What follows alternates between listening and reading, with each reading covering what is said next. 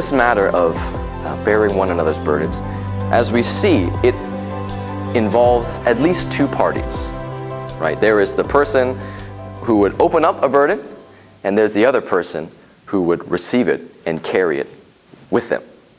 You know, it really involves at least two parties. So as such, there's really two sides to this matter, and I really wanted to touch both sides.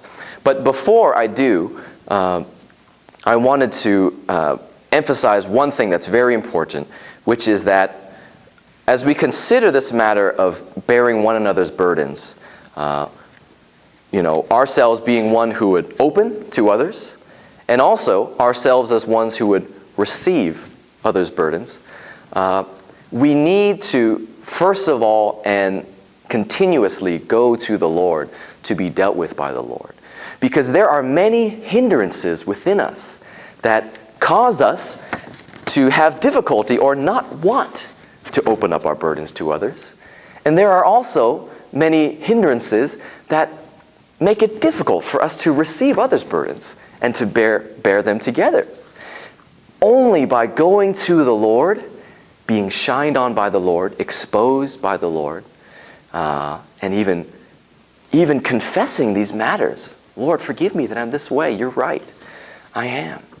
I don't want to be this way. Only by dealing with the Lord can these hindrances really be removed. What hindrances within a person would make it difficult for them to open some sort of burden that they have to someone else? I wanted to touch on three items. Actually, on both sides, I wanted to touch three hindrances. The first is related to, as Chrissy said, pride. I don't need help. I can bear this myself. You know, I don't need help. I got this. That's really what it is. I wanted to share this verse. This is, you can look on with me, Romans 12:3.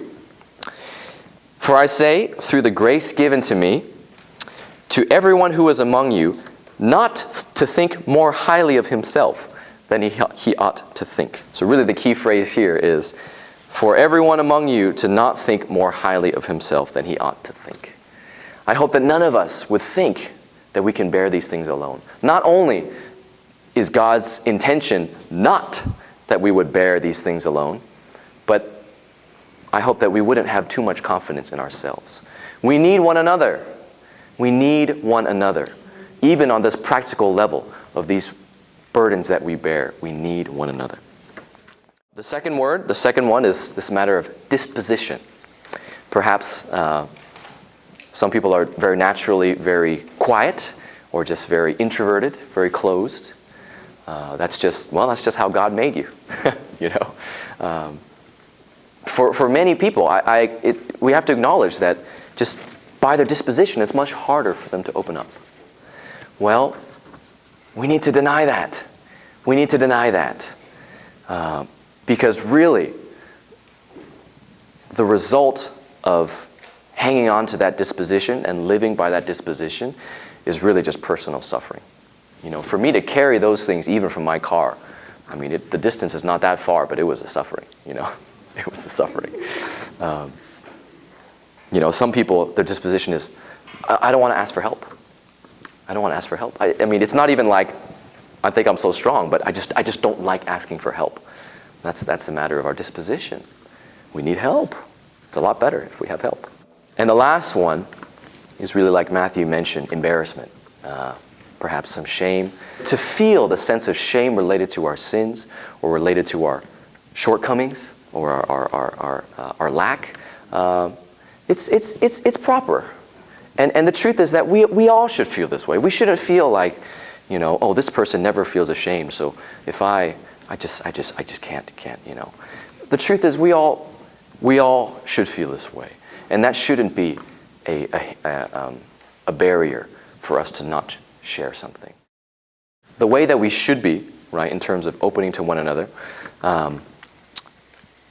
is really summarized as I was considering, from the Word, a good illustration or a good verse. is really, I thought of this one, Romans 12:5, which says, even though the body has many members, even though we are many members, we who are many are one body, and individually members one of another. We who are many are one body, and individually members one of another.